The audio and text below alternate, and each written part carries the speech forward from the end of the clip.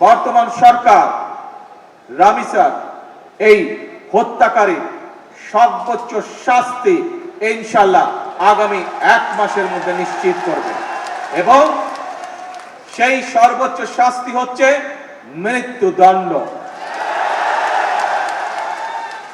যাতে করে ভবিষ্যতে আর কোনো ব্যক্তি মানুষ এইভাবে শিশু বা নারী নির্যাতন করার সাহস না পায়।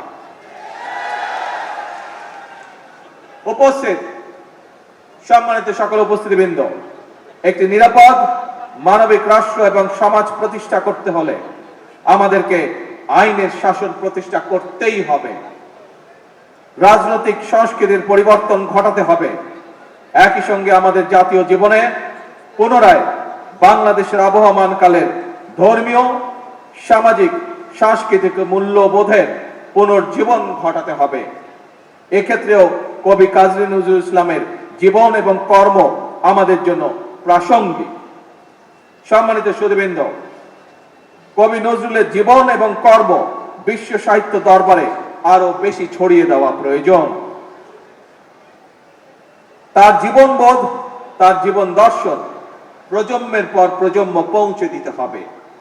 এরই অংশ হিসাবে আমাদের জাতীয় কবির স্মৃতি বিজড়িত ত্রিশালকে নজরুল স্মৃতি হিসাবে ঘোষণা করা যায় কিনা এর ব্যাপারে সম্ভাব্যতা যাচাইয়ের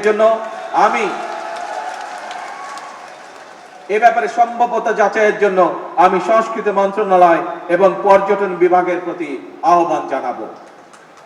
উপস্থিত সুধীবৃন্দ, উপস্থিত ভাই বোনেরা, বাংলাদেশ ও কাজী নজরুল ইসলাম এক অবিভাজ্য সত্তা।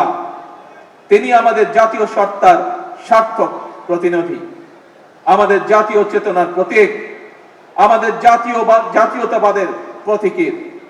জাতীয় কবির জন্মদিনে আমরা অন্যায়, অবিচার, ক্ষুধা, দারিদ্র ও বিপদের গ্লানি মুছে ফেলি।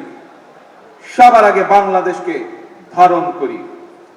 একটি সমৃদ্ধ, স্বনির্ভর, গণতান্ত্রিক বাংলাদেশের জন্য নিজেদের নিবেদিত করার প্রত্যয়ে আমি কবি নজরুল ইসলামের জন্ম জয়ন্তীর 3 দিন ব্যাপী উৎসবের শুভ উদ্বোধন ঘোষণা করছি।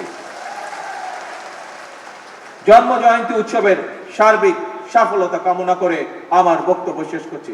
আল্লাহ হাফেজ। বাংলাদেশ জিন্দাবাদ।